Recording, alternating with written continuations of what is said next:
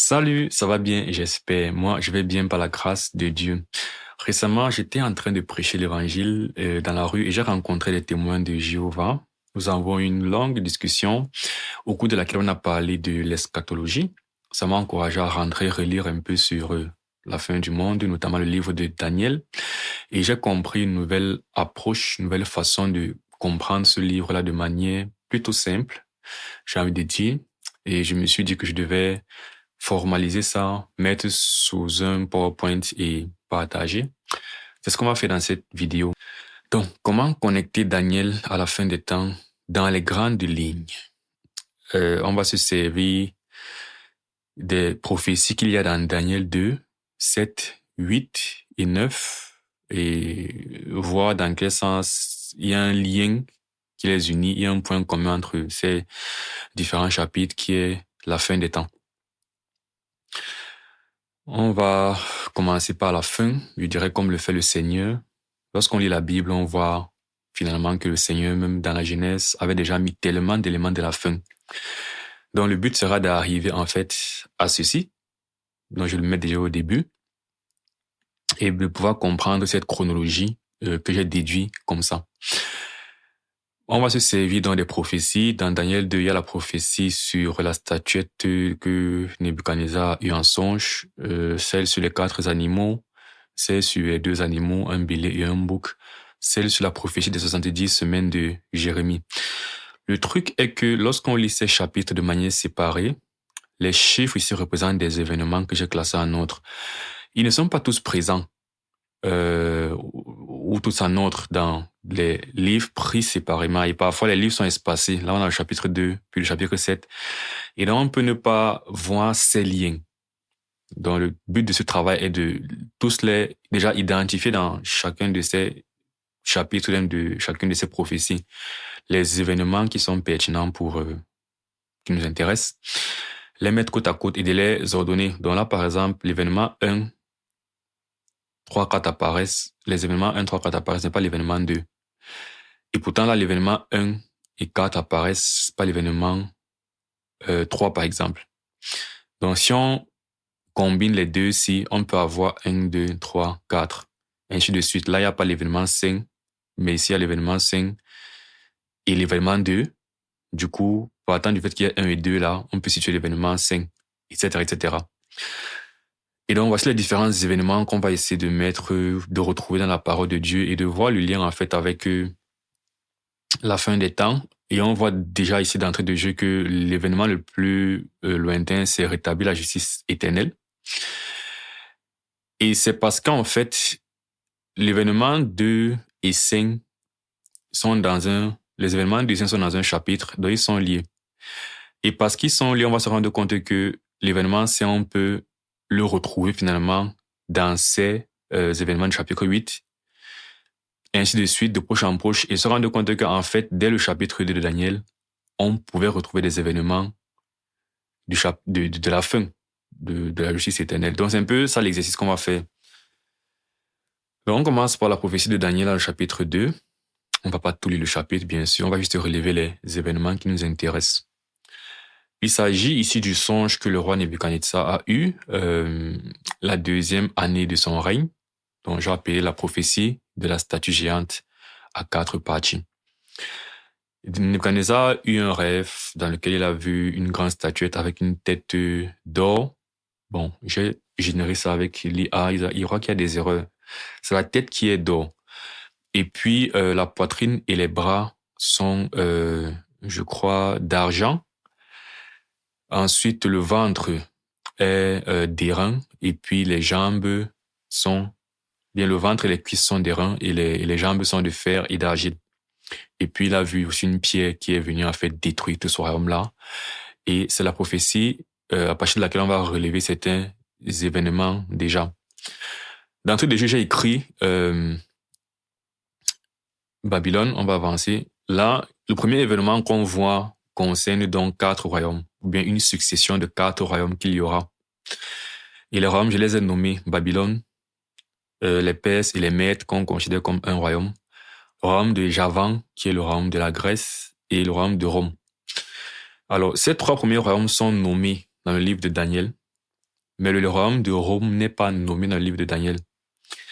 L'exercice sera aussi de démontrer pourquoi c'est le royaume de Rome et de comprendre l'intérêt qu'il y a en fait dans ce quatrième royaume de Rome.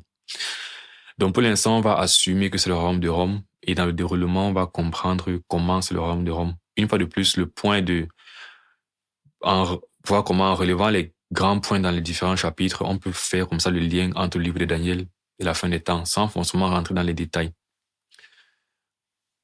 Ok, à chaque fois, je vais aussi donner les versets les plus spécifiques qui donnent en fait qui pointent vers les événements d'intérêt. Donc là, Daniel 2, verset 40 dit, il y aura un quatrième royaume fort comme du fer, fait justement parce que j'ai dit c'était l'or, l'argent, l'airain et le fer.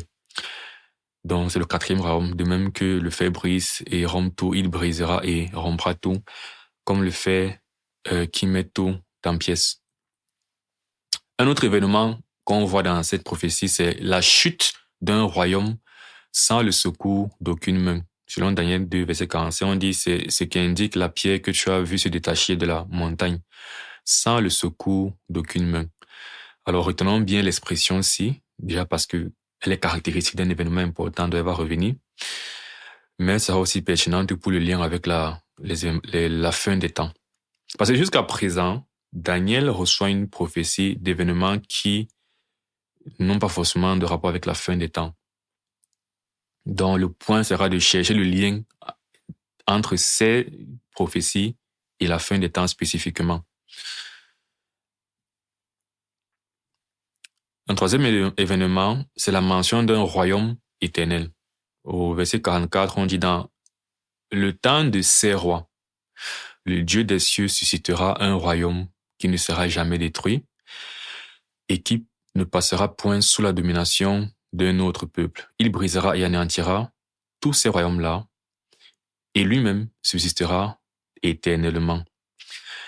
D'ailleurs, ce qu'on peut remarquer, c'est que les 3 premiers royaumes sont des royaumes qui vont grandir, ensuite s'affaiblir et être remplacés par un nouveau royaume, et ainsi de suite. Mais le royaume de l'Éternel, c'est un royaume qui, lui, ne va jamais, en fait, on va dire, tomber. C'est un royaume qui est éternel. Et donc, c'est important de comprendre ça parce que ça nous permet de faire, on va dire, le lien entre ces 4 royaumes, quelque part, qui sont censés être du passé, et le fait que le royaume de l'Éternel, c'est le royaume dans lequel, c'est que Christ va régner. Et donc, la première chose qu'il faut qu'on retienne, c'est que la Bible nous fait comprendre qu'on parle de ces 4 royaumes-ci, dont Daniel parle, pour arriver directement au royaume où Christ, ou bien où l'Éternel règne, sans transition. Et donc, gardons ça aussi à l'esprit pour bien faire le lien justement entre ces événements de Daniel et la fin des temps. Autre chose, il y aura donc ces codes de couleurs pour nous aider. Donc là, le bleu, c'est l'événement des 4 royaumes. L'orange, c'est l'événement de la chute du 4e royaume. Et enfin, cette sorte de jaune, c'est l'événement du règne éternel du royaume de Dieu. Autre chose qu'il faut remarquer, c'est que, en fait, on dit la pierre en question, qu'est-ce qu'on dit? C'est ce que indique la pierre que tu as vue se détacher de la montagne sans le secours d'aucune main et qui a brisé le fer, l'airain, l'argile, l'argent et l'or. Donc on voit que la pierre finalement brise à la fois les 4 royaumes. Cependant, les 4 royaumes n'existent pas en même temps. Donc on a vu que le premier royaume, il grandit, eh bien il va d'abord chuter et puis le second royaume va venir au pouvoir. Donc les 4 royaumes ne seront pas en action dans la domination dans le monde en même temps. Mais on nous dit que la pierre va tous les briser en même temps. Une fois de plus, je pense que le but, c'est de nous faire comprendre que il y a un lien direct, en fait, entre la succession de ces royaumes et le royaume éternel de Dieu. Donc, il n'y aura pas d'intervalle de temps entre ces 4 royaumes et puis un intervalle de temps sans royaume, et puis plus tard, le royaume de l'Éternel va venir. Mais le royaume de l'Éternel, finalement, vient briser ces royaumes. mais on comprend clairement qu'il restera un seul de ces royaumes qui sera le royaume le plus distal, dans le 4e royaume. Dans d'autres termes, le royaume de l'Éternel viendra pour briser le 4e royaume.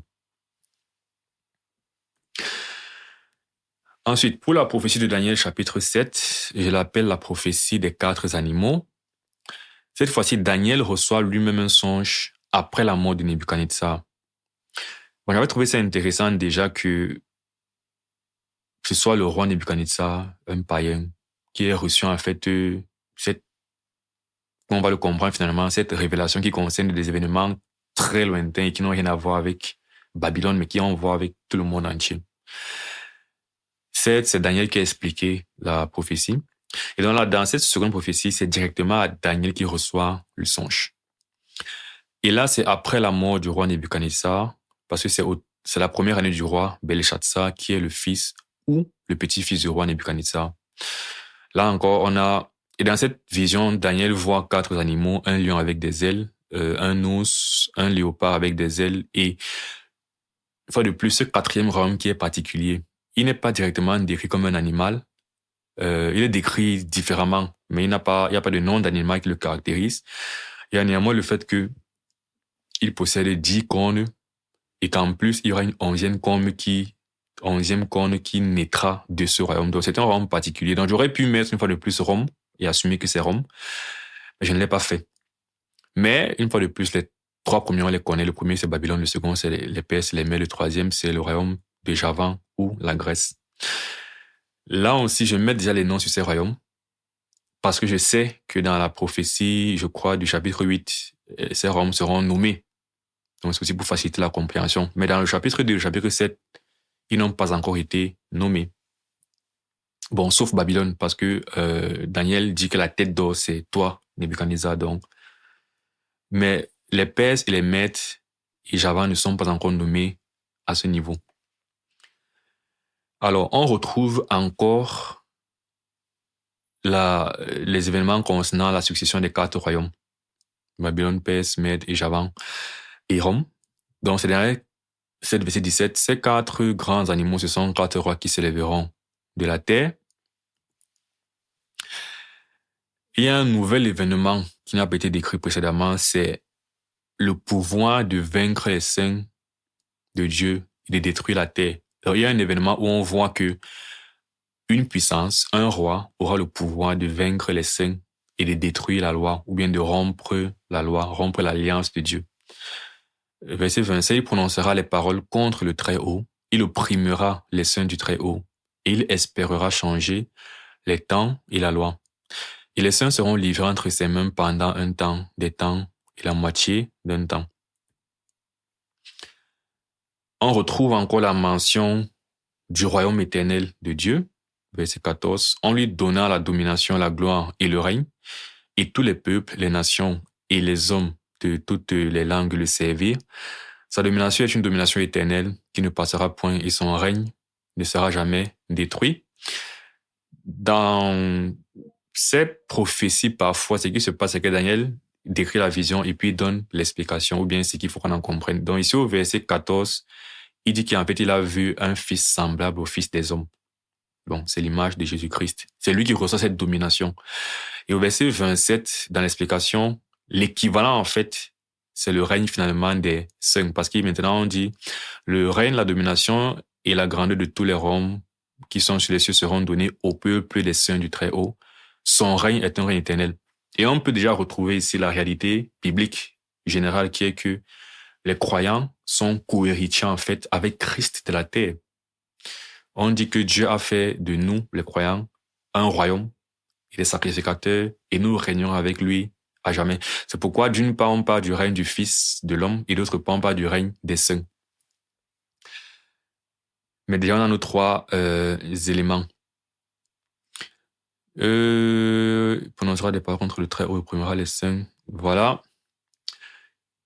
Donc ici le code couleur ce sera le bleu, le rouge qui apparaît et encore notre jaune. Donc si on fait un point de chronologie, la prophétie du chapitre 2 nous donne l'événement 1 qui est la succession des 4 royaumes. ça passe directement à l'événement 3, qui est la chute du 4e royaume, n'est-ce pas? Et grâce à Daniel 2, on peut comprendre que avant d'arriver à cette chute, il y a d'abord eu que ce 4e grand royaume, justement, durant une période, a eu ce pouvoir de vaincre les saints et de détruire la loi. C'est qui est cohérent. Donc l'idée, c'est que tu as un royaume, en fait, où il y a une puissance qui n'est clairement pas une puissance chrétienne, c'est un royaume païen. Et dans ce contexte, donc, il y aura une réalité dans laquelle les saints de Dieu vont mourir. Et on dit aussi spécifiquement qu'il y aura une inimitié envers la loi de Dieu, il y aura une profanation de la loi de Dieu. Et ensuite, donc, il y aura la chute sans le secours d'une main. Retenons ça une fois de plus. Et après, la mention du royaume éternel. Une fois de plus, Rome est assumé être ce 4e royaume et on va le démontrer en avançant. Du coup, une question se pose justement. Après la chute de Rome, parce que nous sommes en 2025 aujourd'hui, Rome a chuté depuis le 4e siècle par là, la Bible nous fait comprendre que le règne de l'Éternel, cette pierre qui est venue détruire les 4 règnes précédents, le règne de l'Éternel, en fait directement suite au 4e royaume. Donc, si je dis que Rome, c'est le 4e royaume, le problème qui se pose, c'est que Rome a chuté depuis le 4e siècle, donc depuis des siècles, et nous ne sommes pas aujourd'hui dans le règne de Christ, dans le règne de l'Éternel, dans le règne des saints de Dieu. Et donc, il y a dans ce vide dont je parlais qui n'est pas censé exister, en fait. Qu'est-ce qu'on peut en déduire? Ce qu'on peut en déduire, c'est que Rome, en réalité, ou bien ce 4e royaume, que j'assume être Rome et que je vais démontrer, mais pour l'instant, disons Rome ou le 4e royaume, est une représentation physique, symbolique d'un royaume qui existera à la fin des temps et qui précédera celui de Dieu avec les saints. Du moins, c'est une question que je pose, c'est une hypothèse. C'est-à-dire que ce 4e royaume, finalement, il est décrit physiquement comme les 3 précédents. Babylone est un royaume physique qui a existé littéralement. Les Pèdes et les Mèdes, c'est pareil. Javan, la Grèce, c'est pareil. Rome, si on le prend physiquement, il y aura un problème. Le problème sera que quand Rome a chuté, ce qui s'en est suivi n'est pas le règne de Dieu et de Christ, en fait, comme c'est prophétisé, que c'est le règne, c'est la pierre qui viendra, en fait, détruire le royaume existant et établir le royaume de Dieu. Donc, ce qu'on peut donc comprendre, et c'est un truc qui est souvent récurrent dans les prophéties, c'est une double application, en fait, prophétique. C'est une double application de une double réalisation des éléments qui sont dits constants dans le 4e royaume. Une partie physique et une partie non physique, non littérale, qui sera dans ce qui va se passer à la fin des temps. Parce qu'effectivement, à la fin des temps, Jésus-Christ vient justement dans un monde dominé par le malin, et il vient directement établir son règne. Donc, si on considère que ce monde-là, ce contexte-là, c'est le 4e royaume, alors il n'y a pas de problème. C'est qui va directement suivre ce monde, ce système dominé par le malin, où les chrétiens sont en train de souffrir. C'est ça vraiment le règne de Dieu et de Christ. Et il y aura donc cette continuité que la Bible nous dit qu'il y a clairement. Mais d'autres personnes, pour répondre à cette question, ont plutôt préféré dire que Jésus-Christ, en fait, règne déjà. Parce que je disais, aujourd'hui, nous ne sommes pas en train dans le règne éternel de Dieu et des saints, n'est-ce pas?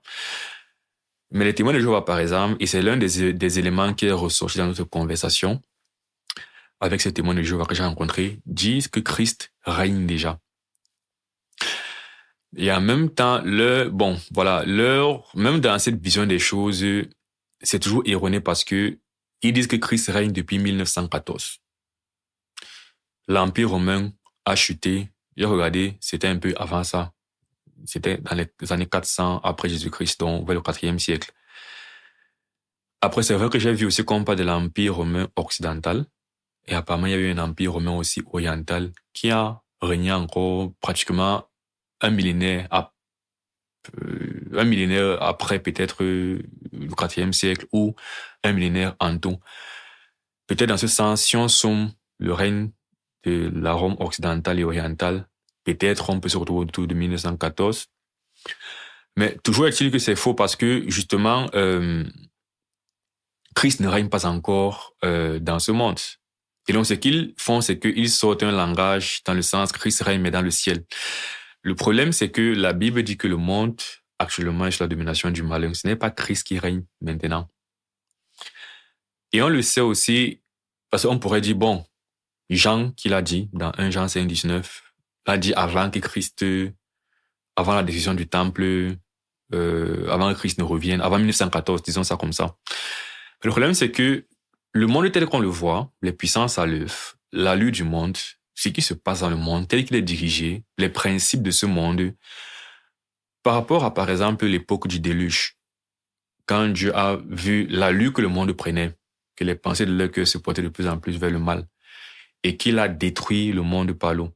Et que juste après qu'il ait détruit le monde par l'eau, la même chose se reproduit, le mal qui grandit dans le monde et tout ça. Et donc la preuve que le monde à ce moment-là n'est pas dirigé par Dieu, par le diable. Cet état des choses, jusqu'à quand Jean le dit dans 1 Jean 5, on ne voit pas de changement. Et après que Jean l'ait dit jusqu'à aujourd'hui, il n'y a pas de changement. Donc, le seul intérêt de vouloir soutenir que le monde maintenant, il y a un temps où Christ a pris le règne du monde, c'est un intérêt vraiment de pousser ta théologie dans les textes. Mais dans les faits, on ne voit pas de manifestation concrète de Christ qui règne. Et pourtant, selon la Bible, quand il va régner, il y aura une différence drastique en fait dans le monde. Et donc, non, Christ n'a pas encore pris son règne. Christ reprendra son règne dans le futur, après la 7e trompette, qui n'a pas encore eu lieu. Dans Apocalypse 11, verset 15, on dit le 7e ange sonna de la trompette, il y eut dans le ciel de fortes voix qui disaient le royaume du monde est remis à notre Seigneur et à son Christ. Et il régnera au siècle des siècles. Cet événement n'a pas encore eu lieu. Pourquoi? Parce que avant que cet événement de la 7e trompette n'ait lieu, nous sommes au chapitre 11 Apocalypse, il y a une pléthore d'événements qui doivent avoir lieu à l'échelle planétaire, donc qui seront visibles et évidents, qui n'ont pas encore eu lieu. Donc non, Christ ne règne pas encore. Et donc, concernant ce 4e royaume qui donnera suite au règne de l'Éternel, ils sont en train de dire c'est le royaume de Rome, mais qui est une représentation physique et symbolique du système qui existera au moment où Christ viendra. Ce sera un système où justement le monde sera dirigé par des impies, les saints de Dieu seront opprimés, et c'est dans ce contexte que le règne de Dieu va s'établir. Donc, ça, ce sont les événements de Daniel 7 qu'on vient de voir. Daniel 8, maintenant, c'est la prophétie des 2 animaux, du bélier et du bouc. Là, c'est Daniel qui reçoit un songe 2 années après le premier songe qu'il a reçu. C'était la première année du roi Belshazzar. Il reçoit ce second songe, la 3e année de Belshazzar, petit-fils de Nebuchadnezzar, roi de Babylone. C'est une prophétie dans laquelle il voit un bélier qui est grand, qui est puissant, qui est un royaume.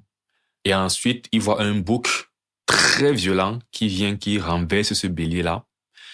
Et puis, on lui explique ce qu'il a compris. Donc, il y a encore la notion de succession de royaumes qu'on retrouve. Donc, ça concerne 4 royaumes. J'ai dit -1. Pourquoi? Parce que l'ange, en fait, dit à Daniel que ce qu'il a vu concerne ce qui arrivera au terme de la colère quand Babylone qui a exilé Juda va tomber. Donc là, comme ils sont en train de dire, Babylone règne toujours. C'est Belshazzar qui est le roi de Babylone. Babylone est toujours la puissance mondiale. Mais dans la première prophétie, en fait, il a déjà compris qu'après Babylone, un autre royaume va venir. Et dans cette prophétie, l'ange va lui expliquer en fait que le prochain royaume qui vient, le bélier là, ce sont les Mèdes et les Perses. Et c'est ce qui va arriver à la fin de votre déportation parce que ils avaient été emmenés en captivité à Babylone, Juda, à cause de leur péché. Donc ils sont sous la colère de Dieu, sous un jugement. Et donc avant que ça n'arrive, l'ange lui dit déjà que voilà ce qui va se passer par la suite. Le prochain royaume, ce sera le royaume des Perses et des Mèdes. Donc voilà.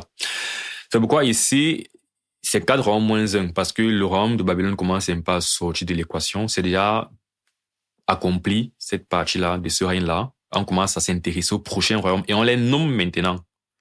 Jusqu'à présent, ils n'avaient pas été nommés donc. Premier royaume donc c'est Babylone, second royaume les Perses et les Mèdes, verset 20. Le bélier que tu as vu et qui avait les cornes, ce sont les rois des Mèdes et des Perses. Troisième royaume, c'est le royaume de Javan. Verset 21 dit le bouc, c'est le roi de Javan. La grande corne entre ses yeux, c'est le premier roi. Alors, ce qui est intéressant, et la raison pour laquelle j'ai mis un point d'interrogation sur le quatrième royaume, c'est que ici, on parle d'une corne. On dit, à la fin de leur domination, lorsque les pécheurs seront consumés, il s'élèvera un roi impudent et artificieux. Quand on dit leur domination, c'est parce que le royaume de Javan, on dit que c'était une grande corne.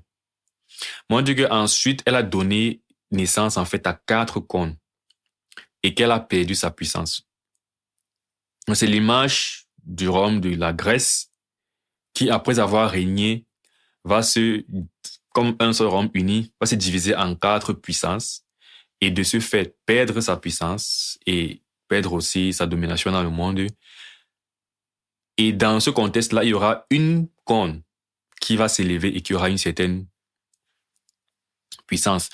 Du coup, ça peut être compris comme une prolongation du royaume de Javan, ou ça peut être une fois de plus l'image d'un 4e royaume. Parce que même quand on décrit ce que cette corne-là fait, ça fait toujours penser au 4e royaume, qui était très puissant et qui a donné suite au royaume de Dieu. Donc j'ai mis entre parenthèses, est-ce que c'est Rome, cette corne? Et donc, parlant donc de cette corne, on revoit encore l'élément pouvoir de vaincre les saints de Dieu et de détruire la loi. Donc, au verset 11, on dit, elle s'élèvera jusqu'au chef de l'armée, lui enleva le sacrifice perpétuel et renversa le lieu de son sanctuaire. Sa puissance s'accroîtra, mais non pas sa propre force. Il faut retenir ceci, c'est pourquoi j'ai mis ça en rouge. On reviendra dessus. Il fera d'incroyables ravages, il réussira dans ses entreprises, il détruira les puissants et le peuple des saints. Donc, comme je suis en train de dire, là, en fait, on parle de cette corne, cette petite corne qui s'est élevée après que le royaume de Javan soit tombé, si on veut. Et donc, c'est pourquoi il dit, est-ce que c'est encore une allusion au 4e royaume? Or, on a vu dans les prophéties précédentes que le pouvoir de vaincre les saints, de Dieu et de détruire la loi, était une caractéristique du 4e royaume. Parce que c'est au moment où les saints de Dieu sont atteints et que la loi de Dieu est atteinte que on a aussi la pierre, le royaume de Dieu qui doit s'établir par la suite. Il doit avoir la chute de ce 4e royaume-là qui persécute les saints de Dieu pour établir le royaume de Dieu. Donc ça fait donc que les caractéristiques qu'on donne à cette petite corne qui s'élève après la chute de Javan sont les caractéristiques du 4e royaume. Donc même si on n'a pas formellement nommé un royaume dans cette prophétie-ci, on a simplement parlé d'un bélier et d'un bouc, c'est une possibilité. Ça peut être le fait qu'après ce bouc-là, la réalité qui suit, c'est une réalité du 4e royaume, ou pas. Et donc non, par sa propre force, ça fait allusion au fait que, je reviendrai dessus en détail, mais ça fait allusion au fait que éventuellement ces prodiges que cette personne va réaliser, ce roi, ce puissant réalisera, ne sera pas en fait par les moyens humains, mais par des moyens surnaturels, des moyens spirituels. Ce qui va nous faire penser à la fin des temps. De la même façon que, je reviendrai dessus par la suite. Donc, on a les événements sur les successions des royaumes. On a encore le fait qu'à un moment donné, un roi va faire la guerre aux saints. Il va détruire l'alliance de Dieu. Et on a encore la chute d'un royaume sans le secours d'aucune main. Selon le verset 25, à cause de sa prospérité et du succès de ses ruses, il aura de l'arrogance dans le cœur. On parle toujours de cette petite corne qui va s'élever. Il fera périr beaucoup d'hommes qui vivaient paisiblement et il s'élèvera contre le chef des chefs, mais il sera brisé sans l'effort d'aucune main. Ok, c'est ce commentaire que je voulais faire. On voit ici encore la notion de sans l'effort d'une main, qui ressemble à non pas sa propre force. Pour moi, donc, c'est un clin d'œil au fait que on décrit des événements qui vont se produire non juste par les moyens naturels, les moyens humains. Parce que quand on parle de la main, voilà, l'homme agit, quand on parle de sa propre force, la force d'un homme. Mais que ce soit d'une part pour la puissance avec laquelle ce grand roi-là, cette corne-là, pourra détruire les saints, détruire la loi, ou la puissance qui brisera justement ce grand roi, les deux semblent être en fait des choses surnaturelles qui nous font donc penser une fois de plus à la fin des temps, la puissance de Dieu dans un sens et la puissance du diable dans un autre sens. Et là, de plus en plus, ça nous force à voir dans ces prophéties plus que des histoires historiques qui ont eu lieu avec des peuples physiques du passé. Et un élément aussi intéressant par rapport à cette prophétie, c'est que Daniel ne doit pas révéler la vision. Au verset 26, on dit « Et la vision des soirs et des matins dont il s'agit est véritable. » C'est l'ange qui le dit à Daniel. « Pour toi, tiens secrète cette vision, car elle se rapporte à des temps éloignés. » D'une part, il dit explicitement que ces éléments se rapprochent, bien renvoient à des choses éloignées. Parce que jusqu'à présent, dans un sens, Daniel voit les événements du futur. C'est des événements qu'il a même déjà racontés. Il les a racontés à Nebuchadnezzar, clairement. Et c'était encore vague. Il y avait 4 puissances. Il y avait le fait qu'après Nebuchadnezzar, il devait avoir au moins une puissance. OK. Dans le chapitre 7, il a vu 4 puissances, toujours la notion de succession de royaume. Et là, on l'a pas intelligent en fait de dire ou de citer quoi que ce soit. Donc, éventuellement, les gens connaissent le contenu du chapitre 4. Et donc, ces 4 royaumes-là peuvent être facilement interprétés comme des royaumes du passé. Mais ici, on est obligé d'aller plus loin parce que, déjà, Daniel a dit ça à personne. Donc, ce qui concerne la petite corne qui s'est élevée, qui a fait des choses, il ne l'a dit à personne. Et là, je lui dis que ça concerne les événements de la fin et lointaine, pardon. Le fait qu'ils disent encore que c'est des temps éloignés nous pousse encore à croire qu'il y a une seconde couche, en fait, qui va bien au-delà de ce qui s'est passé dans le passé. Ici, le code de couleur, une fois de plus, c'est le bleu. Donc, on voit que le bleu, jusqu'à présent, toujours été là de manière consistante. Le orange aussi, je pense. Le rouge, voilà, déjà 2 fois. Du coup, quelques faits historiques, je viens de parler des événements du passé, le fait que dans les prophéties de Daniel, il y a d'une part des choses qui doivent arriver dans un futur, je vais dire contemporain, par rapport à aujourd'hui en 2025, c'est le passé en fait. Donc on peut voir dans l'histoire la confirmation de ces prophéties, n'est-ce pas?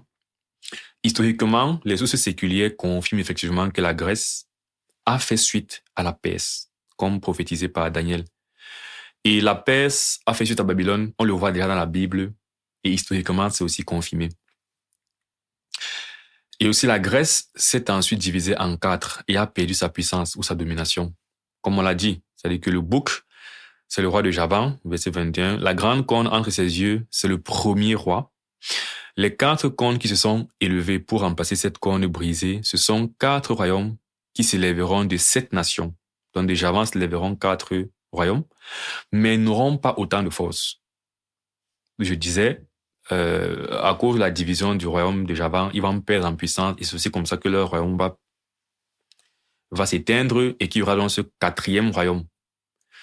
Bon, on a d'abord directement parlé d'une petite corne qui va être puissante, qui va persécuter, mais nous sommes déjà dans le chapitre du 4e royaume parce que le 3e royaume est déjà tombé. Et donc, historiquement, il y a ce phénomène qui est décrit de la Grèce qui, après sa grande puissance, on dit dans cette source que cet auteur décrit la lutte des Diadoques, les successeurs d'Alexandre, qui est le grand roi, la grande corne justement, qui a pu faire tomber la Perse. Après sa mort, et comment l'empire fut partagé entre eux, cette division. Une autre source mentionne la mort d'Alexandre et la répartition provisoire de son empire entre ses généraux. Une autre source, Plutarque, raconte les événements suivant la mort d'Alexandre et le rôle des principaux diadoques. Et une autre source donne un résumé clair de la division du royaume et de la montée des 4 royaumes. Là, on a clairement le chiffre 4, issu de ses généraux.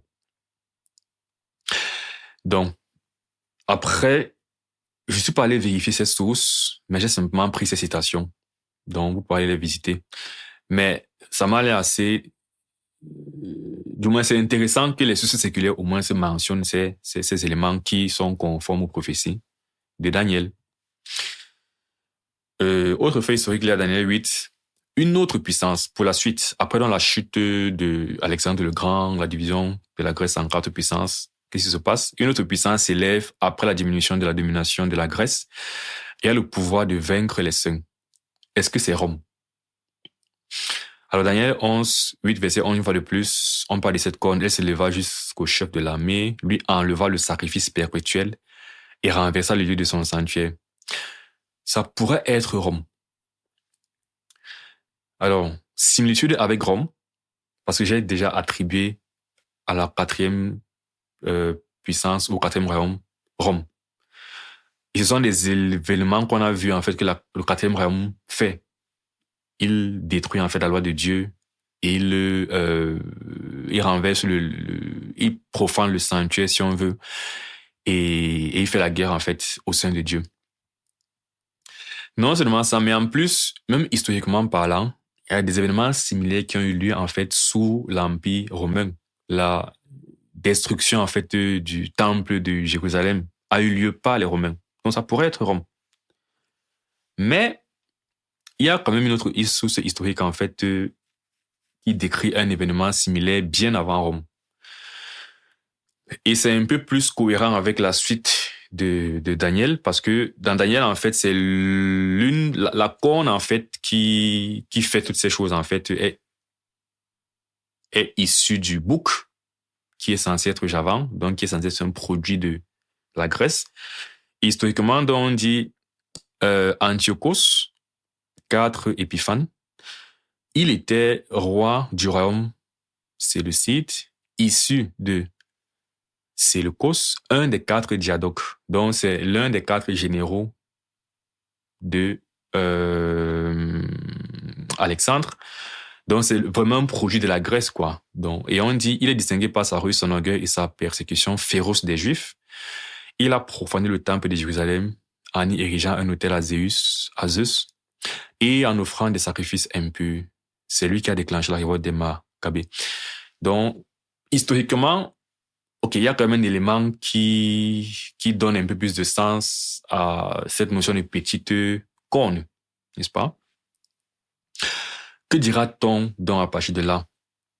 Qu'il n'y a plus rien à voir. Les 4 royaumes ont été expliqués. Le 4e royaume, c'était cette corne-là qui est un des généraux d'Alexandre. Attention, ne pas oublier le double sens concernant le 4e royaume. J'en ai parlé au départ.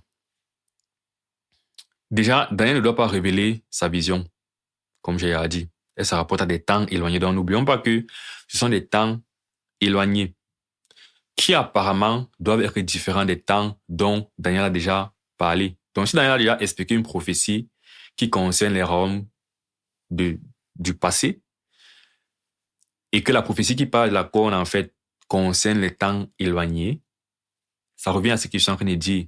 Éventuellement, l'accomplissement complet de cette prophétie va au-delà, en fait, de ce qui s'est déjà passé par le passé.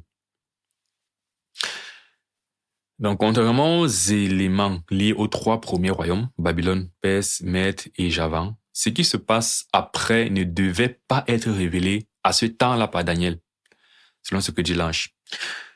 Donc, les événements qui se produisent sous le royaume le plus éloigné des autres dans le temps, donc les événements, si on fait attention, on remarque bien que finalement, les événements qui se produisent sous le 4e royaume ont une application, d'une part, proche dans le temps, et une application dans la fin des temps.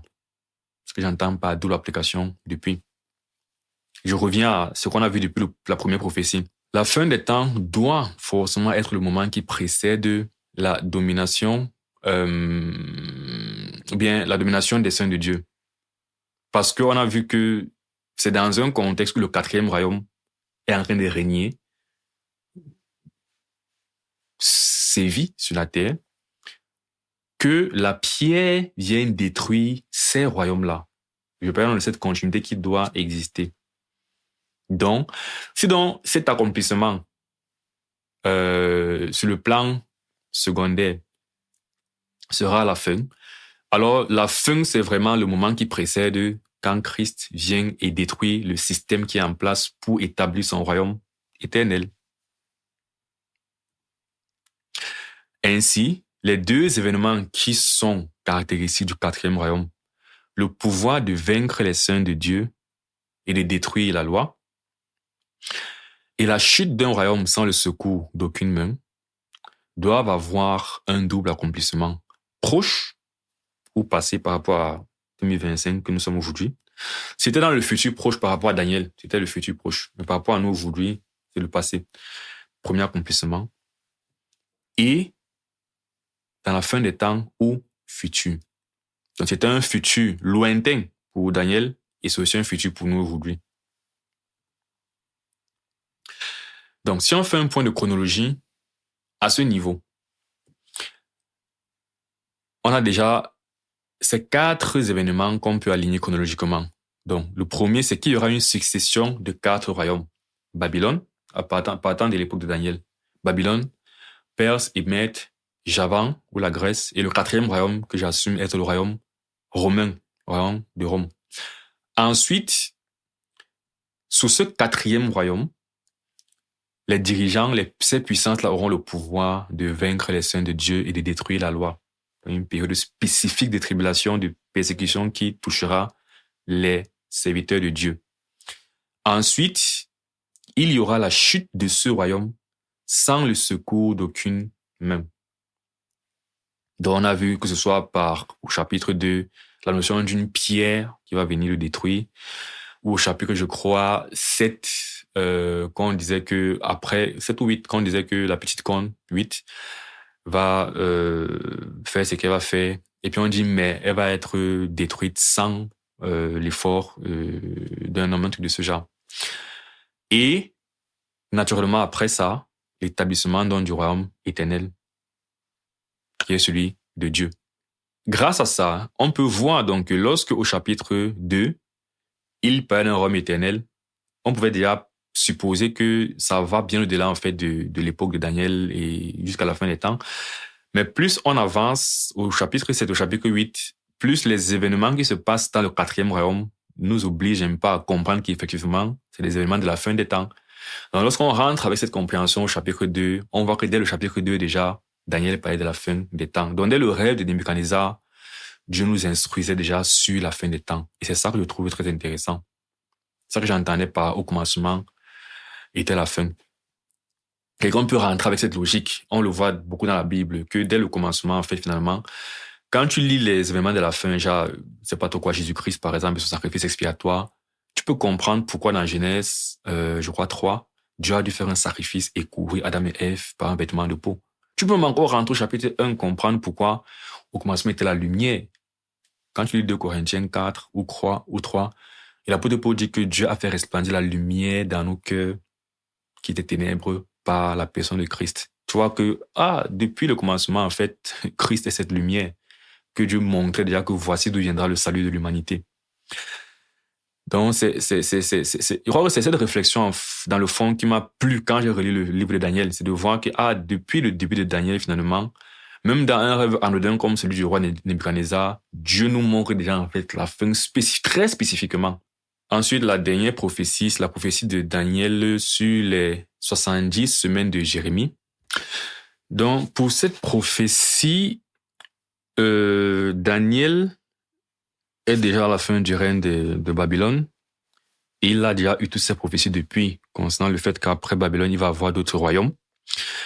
Mais on lui avait fait comprendre que ou bien il lit dans le début de ce chapitre la prophétie de Jérémie, qui dit que après 70 semaines, l'Éternel va restaurer son peuple de Juda.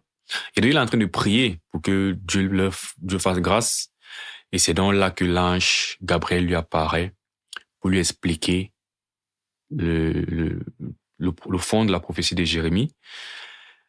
Et l'ange lui explique en gros que les 70 années parce que Jérémie avait prophétisé 70 années de captivité. Eh bien, en fait, c'est 70 semaines. Et ces 70 semaines, donc, ont un accomplissement initial.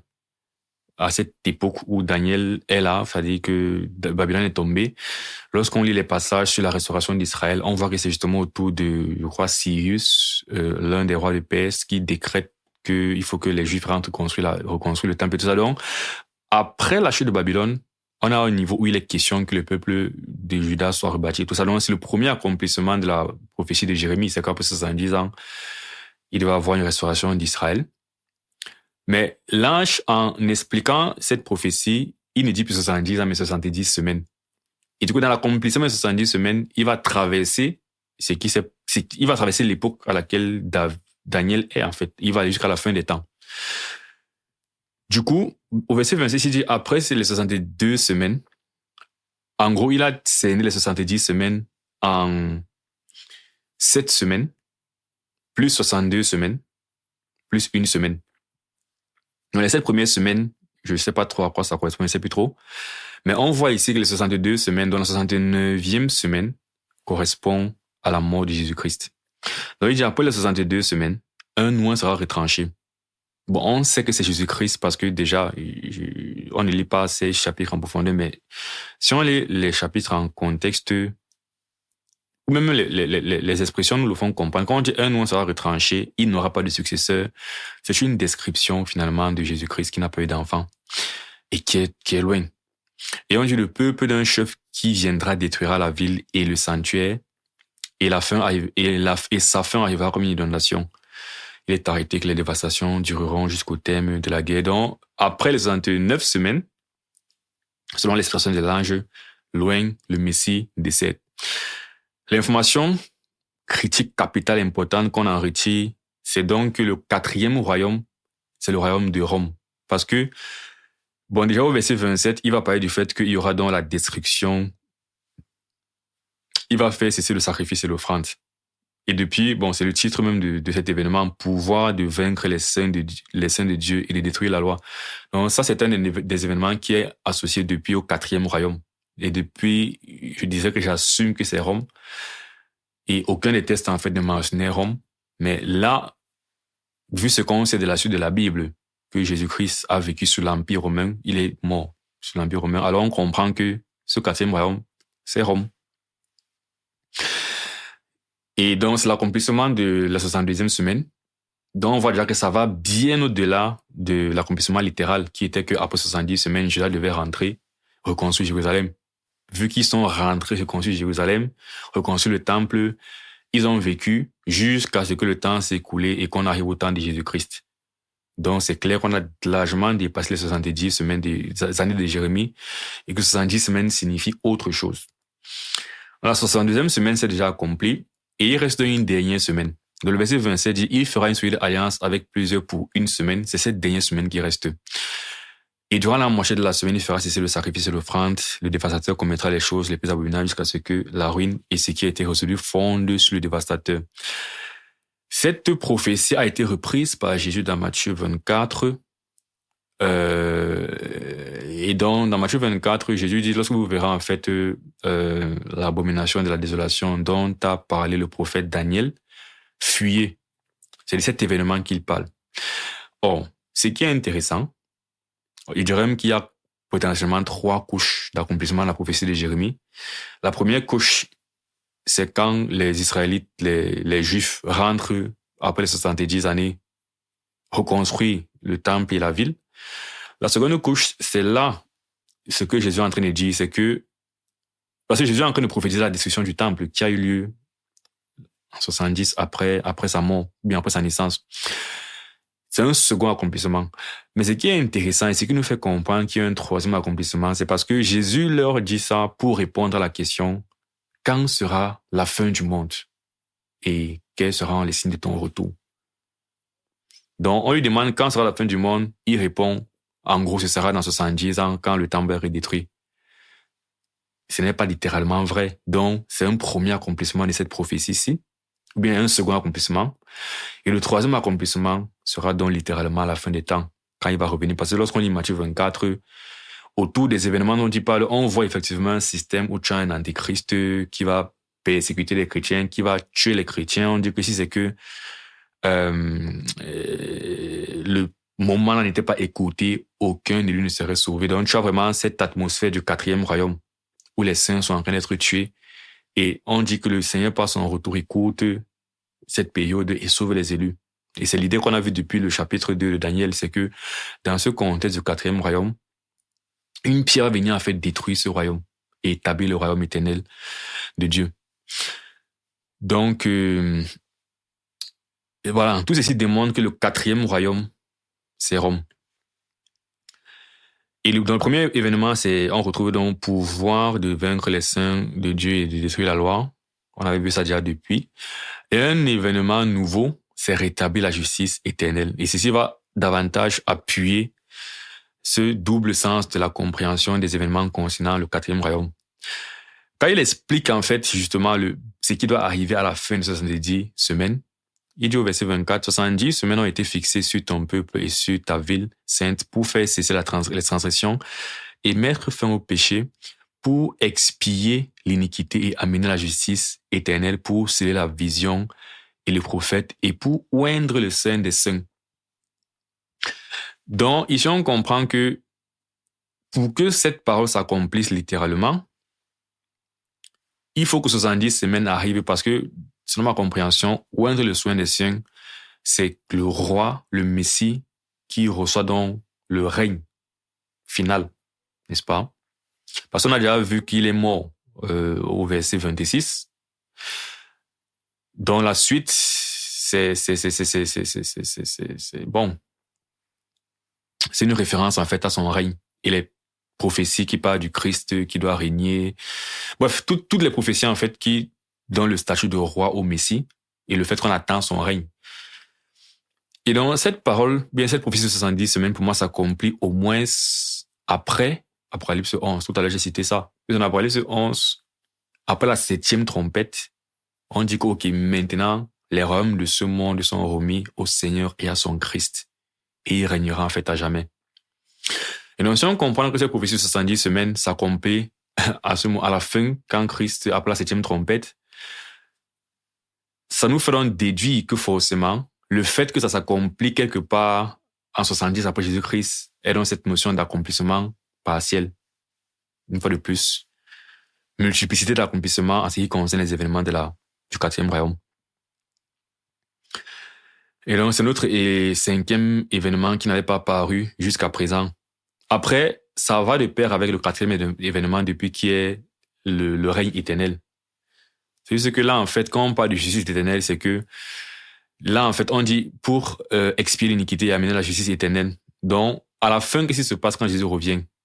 Bien, les croyants sont dans un état, en fait, où il n'y a plus de combat, il n'y a plus de lutte contre le péché. Le péché est littéralement complètement détruit. Par exemple, 1 Corinthiens 15 parle de cet événement, n'est-ce pas, quand autour de l'avènement de Christ et notre enlèvement avec lui, où on voit là-bas que dans 1 Corinthiens 15, quand notre corps corruptible aura revêtu l'incorruptibilité et l'immortalité, alors s'accomplira la parole qui avait été écrite, mort, où est ton aiguillon, truc de ce genre. La mort sera vraiment détruite. Donc c'est pourquoi le sens profond de cette prophétie, c'est la fin du péché littéralement. Mais un sens premier, c'est qu'en 70 après Jésus-Christ, le temple a été détruit. Donc, code de couleur rouge pour vaincre les saints de Dieu et détruire la loi, et code vert pour rétablir la justice éternelle. Alors, le même qu'on a eu des faits historiques liés à Daniel 8, on a aussi des faits historiques liés à Daniel 9 pour voir une fois de plus qu'il y a eu des accomplissements partiels de ces prophéties et on attend les accomplissements complets. Le 4e royaume, qui est dans Rome, a historiquement persécuté les saints, comme c'est dit, qui désigne le peuple d'Israël, les Juifs. Il a détruit le temple, il a fait cesser le sacrifice au milieu d'une période de 7 semaines, 7 années. On va le voir par la suite, par la guerre judéo-romaine. Mais une remarque aussi qu'il faut faire dans cette présentation des prophéties à double sens, c'est que dans le premier sens, c'est souvent des accomplissements que je peux appeler non spirituels, si on veut. littéral en quelque sorte. Même si dans un sens, tu peux être spirituel et littéral, mais disons, c'est pas l'accomplissement complet, c'est l'accomplissement partiel. C'est mieux de mettre ça comme ça. Dans cette vision des choses qui est partielle, les saints, c'est le peuple physique de Dieu. Donc, saints, et le truc avec cette façon de Dieu de présenter les choses, c'est justement que quand il présente l'aspect partiel des choses, c'est en pensant à l'aspect parfait. Donc, lorsqu'il appelle les Israélites les saints, ce n'est pas que littéralement le fait d'être israélite biologiquement te rend saint en réalité, mais c'est en pointant vers la réalité que les Israélites sont censés représenter, qui sont les vrais saints. Et qu'on est vraiment saint parce que on est sans péché, parce qu'on est en Christ en fait. Donc, dans l'accomplissement partiel des choses, on a, de la même façon que quand on dit que Israël c'est le peuple élu de Dieu. En réalité, un vrai élu, selon Éphésiens 2, c'est quelqu'un qui sera conforme à l'image de Christ. Tu ne peux être élu et avoir un sort autre que la conformité avec Christ, la perfection, la sainteté, tout ça. Or, quand tu es israélite, que tu sois croyant ou pas, on t'appelait élu de Dieu. Et dans ce premier terme élu qu'on applique aux Israélites, n'informe en rien de leur vraie relation spirituelle avec Dieu. Donc, si on prend l'exemple de l'apôtre Paul, par exemple, l'apôtre Paul est un élu, pas parce qu'il est israélite, mais parce qu'en plus d'être israélite, il est en fait en Christ. Et dans le vrai sens spirituel de élu ou bien de saint, c'est ce peuple en fait qui est en Christ et qui est parfait, qui sera conforme à l'image de Christ. Et donc ça, c'est dans la vision parfaite des choses. Du coup, dans les passages qui sont les prophéties qui pointent vers l'accomplissement partiel, on va employer le terme saint pour désigner le peuple qui est censé être le peuple parfait. C'est pourquoi, voilà, quand les Roms ont historiquement persécuté les saints, là on parle des Juifs. Et on voit même historiquement que ces Juifs qui vivent quand le temple est détruit, c'est en majorité toujours un peuple qui a rejeté le Messie. C'est pour ça qu'il dit saints les désigne, mais pas dans le sens qu'ils sont littéralement saints, mais c'est pour pointer vers les Juifs, ceux qui sont censés être le peuple de Dieu. Dès que le temple fait ses sacrifices, et Daniel 9, 27 dit, il fera une solide alliance avec plusieurs pour une semaine, et durant la moitié de la semaine, il fera cesser le sacrifice et l'offrande. Et dans la guerre judéo-romaine parle de cet événement, qui a duré de 66 après Jésus à 73, ce qui fait une période de 7 années. Donc, une semaine qui fait 7 jours, c'est un thème prophétique pour envoyer à 7 années, de la compréhension qu'on peut avoir de ces différents éléments. Pas parce que on lit l'histoire plus tard et on se rend compte que la guerre a duré 7 ans, mais j'avais fait d'ailleurs une autre vidéo sur la chaîne où je compte par exemple l'âge de la Terre en partant de la Genèse jusqu'à aujourd'hui. Et dedans, je développe par exemple comment lorsque tu lis Daniel, bien, tu peux déduire que une semaine c'est 7 années. Ce n'est pas l'objet de cette vidéo. Mais c'est que après avoir compris ce que la Bible dit concernant cette semaine, c'est même que j'ai fait avec la Grèce et Javan, n'est-ce pas? On va ensuite confirmer historiquement qu'il y a des événements historiques qui confirment ou bien qui ressemblent à ce qui a été écrit dans la Bible, quoi. Et donc, cette guerre a duré de 70 à 73, et on voit effectivement que c'est en 70 qu'il y a eu le siège et la destruction de Jérusalem et du temple. Et 70, c'est dans le milieu, entre 66 et 73, comme ça avait été prophétisé, au milieu de la semaine, il y aura le sacrifice va cesser dans le temple, qui est le lieu où on fait le sacrifice, est détruit, puis le sacrifice. Ce qui est dans le premier accomplissement de cette prophétie de 70 semaines. Le second étant donc à la fin, quand il y aura le 4e royaume spirituel ou complet. Donc il revient donc à dire attention à ne pas oublier le double sens. Bon, j'en parle tellement depuis, vous avez compris. Donc cet accomplissement avec la guerre judéo-romaine et tout ça, c'était le premier accomplissement, mais n'oublions pas qu'il y a un second accomplissement concernant le 4e royaume. Rome, je l'avais dit, c'est la représentation physique symbolique d'un royaume qui existera à la fin des temps et qui précédera celui de Dieu avec les saints. Comme on voit dans Matthieu 24, littéralement le retour de Christ vient écouter le règne de l'Antéchrist. donc du quatrième royaume. Donc Rome est un système représentatif en fait du système de l'Antéchrist à la fin. Ainsi, pouvoir de vaincre les saints de Dieu et détruire la loi, qui était un événement, ou chute d'un royaume sans le secours d'aucune main, qui était un second événement, et ces deux événements étaient associés au quatrième royaume, ont un double accomplissement. Proche ou passé, c'est la destruction du temple, et dans la fin des temps, ou futur, le retour de Jésus-Christ. Accomplissement proche, destruction du temple en 70 et 10. Accomplissement futur, révélation de l'Antéchrist et persécution des saints spirituels de Dieu à la fin des temps. Et là, maintenant, les saints seront, je crois, maintenant les vrais saints. C'est-à-dire que ceux qui sont saints, selon la vraie définition d'un saint, ils sont en Christ et ils sont parfaits. Ils sont en Christ, en fait. Apocalypse 12, verset 17, dit: « Et le dragon fut irrité contre la femme, et il s'en alla faire la guerre au reste de sa postérité, à ceux qui gardent les commandements de Dieu et qui ont le témoin de Jésus-Christ. » En fait, c'est ça la vraie définition d'un saint. C'est pourquoi j'insiste pour faire la différence entre saint qui est appliqué au peuple d'Israël parce qu'ils sont biologiquement israélites, et saint dans son vrai sens qui est appliqué à ceux qui ont le témoignage de Jésus-Christ. Or, on voit bien que le peuple juif en majorité, en 70 AD, n'a pas eu le témoignage de Jésus-Christ. Donc, ils ne sont pas, dans ce sens-là, la possibilité de la femme, ou les vrais élus, bien les vrais saints, jusqu'à, du moins, ceux qui croient le sont. Ceux qui ont qu'un Jésus-Christ le sont. Quelques similitudes entre Daniel et l'Apocalypse, donc on va finir avec ces éléments pour avoir une vision peut-être plus large, qui confirme simplement, n'est-ce pas, que, comme il dit, c'est que Daniel, finalement, est un livre, bon, ce n'est pas une nouvelle prophétique, mais comme il disait, c'était intéressant en réalisant ça récemment de voir déjà comment dans ces 4 prophéties, 2, 7, 8 et 9, on voit vraiment les mêmes événements qui sont racontés. Et c'est bien de mettre ça côte à côte et voir ça. Mais en plus, on peut carrément les aligner chronologiquement et comprendre mieux.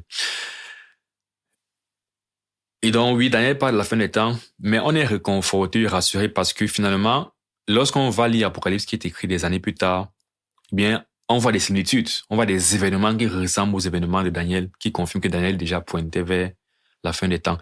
Dans Daniel 8, verset 24, disait: « Sa puissance s'accroîtra, mais non par sa propre force.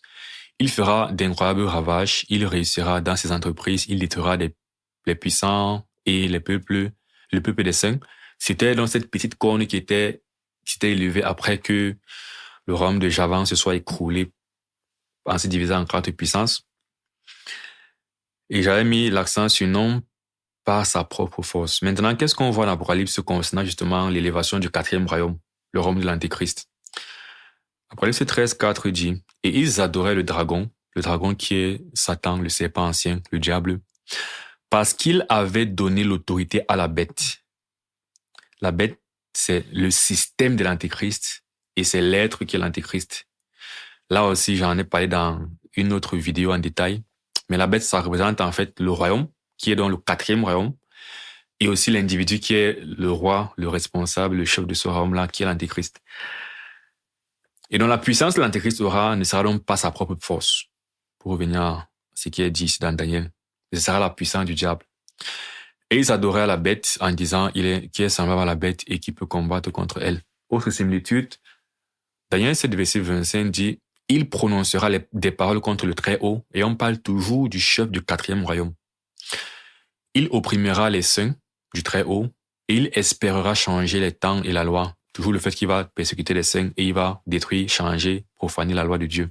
« Et les saints seront livrés entre ses mains pendant un temps, des temps et la moitié d'un temps. » On remarque donc que son pouvoir sera canalisé, sera circonscrit dans le temps. Il n'aura pas un pouvoir éternel. Bon, c'était clairement dit que le 4e royaume va être détruit par la pierre et que le royaume suivant sera éternel.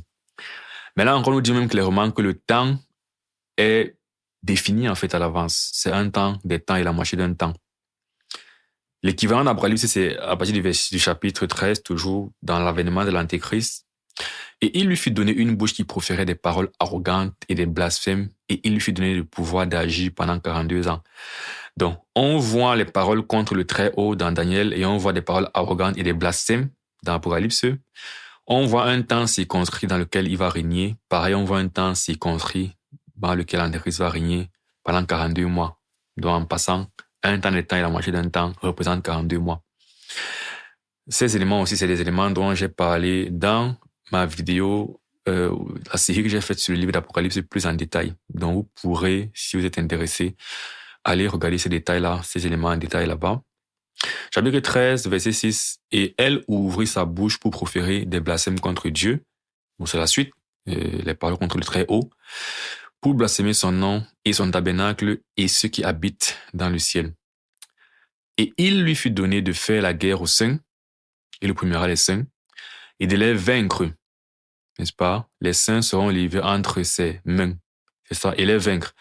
Et il fut donné autorité sur toute tribu, tout peuple, toute langue et toute nation. Ce sera un royaume à l'échelle mondiale.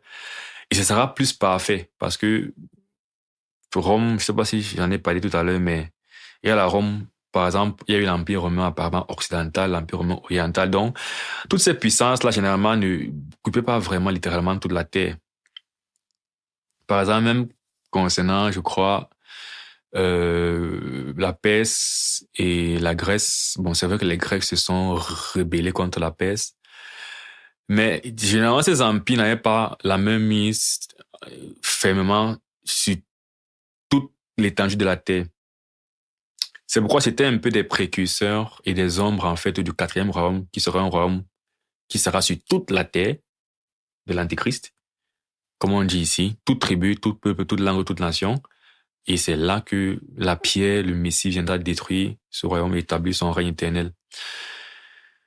En dehors de ça aussi, de manière beaucoup plus macro, ces deux livres finalement, Daniel et Apocalypse, qui se ressemblent aussi, parce que ce sont des livres qui sont écrits en deux phases chronologiques, séparées par le milieu. Qu'est-ce que j'entends par là?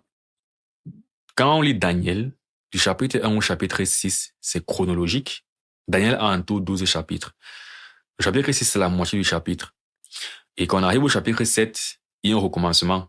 Vous avez vu dans la prophétie quand j'ai lu la prophétie du chapitre 7, eh bien, Daniel raconte une vision qu'il a eue durant le règne de Belshazzar, quand le Babylone a encore une puissance. Et pourtant, à la fin du chapitre 6, on a déjà traversé, en fait, le règne de Babylone jusqu'à, on a déjà traversé le règne de Babylone. Le chapitre 7, en fait, il rentre encore, il raconte encore l'histoire. Mais sur un autre plan beaucoup plus spirituel, avec les prophéties. Pareillement, lorsqu'on lit Apocalypse du chapitre 1 au chapitre 11, il y a une certaine chronologie. Apocalypse a en tout 22 chapitres. Donc, le chapitre 11, c'est la moitié. Et à partir du chapitre 12, il y a ce grand recommencement où on voit les signes dans le ciel avec une femme, l'enfantement. Par exemple, au chapitre 13, c'est là classiquement qu'on voit 12 ou 13, non, chapitre 12, pardon. Oui, au chapitre 12, c'est là classiquement qu'on voit cette femme qui fuit le dragon et puis cet enfant qui naît et qui est enlevé dans les cieux. Donc, on voit le récit de la naissance de Jésus-Christ et de son enlèvement. Et pourtant, du chapitre 1 au chapitre 11, le chapitre 11, en fait, d'Apocalypse, finit sur Christ qui revient prendre le règne du monde après la 7e trompette. Donc, comment se fait-il qu'au chapitre 12, on revoit encore le récit de sa naissance et de son ascension? C'est parce qu'il y a un recommencement. Et là, maintenant, le récit est raconté aussi, toujours chronologique, mais différemment, avec un accent justement spirituel. On voit l'Antéchrist, on voit les soins, les deux soins de l'Éternel, on voit les 140 000 personnes. Donc, c'est beaucoup plus spirituel, de même que Daniel est beaucoup plus spirituel dans sa seconde partie. Et il y a encore des similitudes entre les deux livres, mais c'était juste quelques pour, pointer quelques similitudes comme ça. Et avec ça, on finit donc par le commencement. Donc, on a étudié 4 prophéties. Bien sûr, dans Daniel, je pense Daniel 10 et 11 mettent plus l'accent sur les détails du futur proche. Ça détaille plus, je pense, ce qui se passe avec le royaume de Javan et comment je crois que c'est pas très futur. Mais je pense Daniel 12, Du moins, il y a toujours des doubles sens, forcément. Mais je me suis arrêté au chapitre 9.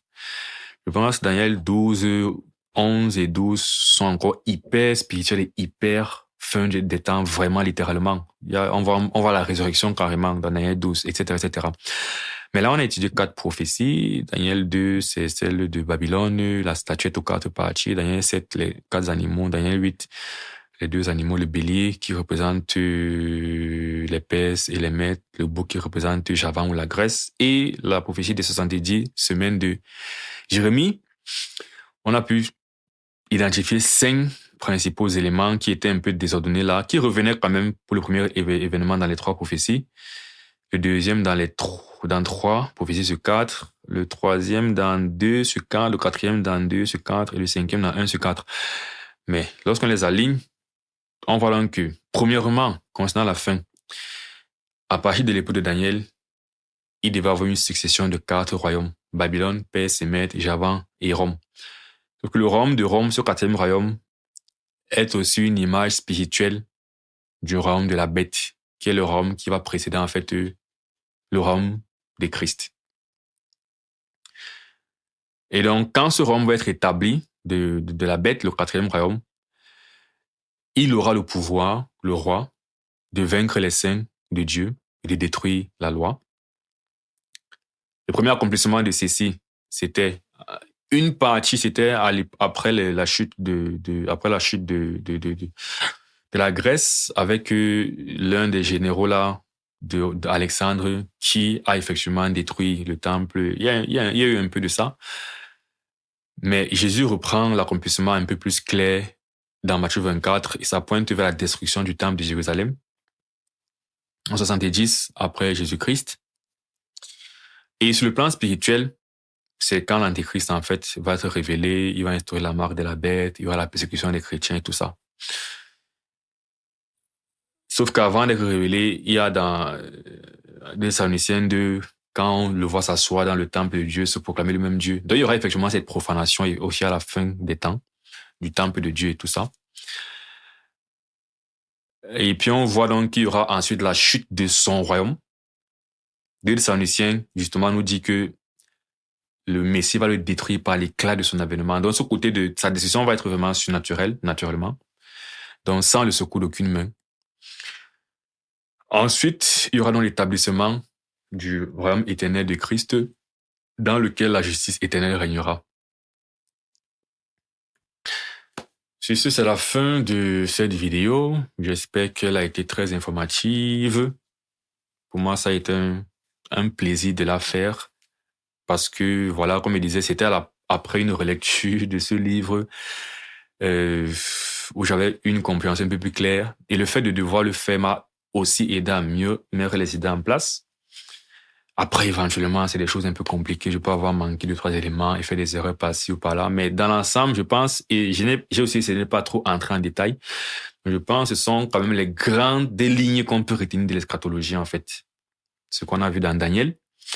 Ce qui me fait dire, d'une part, bien renforcer une idée que je partage souvent, qui est que pour bien comprendre le livre d'Apocalypse, il faut bien comprendre la Bible avant d'arriver dans l'Apocalypse. Parce que vous voyez que seulement en lisant Daniel, on comprend beaucoup de choses. De sorte qu'arriver dans l'Apocalypse, en fait, ce sont un peu des rappels et des ajustements mineurs. Donc, voilà, pour plus de détails, il a fait toute une série sur le livre d'Apocalypse, dont le lien est dans la description. Vous pourrez aller regarder. Sinon, on se retrouve dans une prochaine vidéo. Que Dieu vous bénisse. Portez-vous bien d'ici là. Ciao.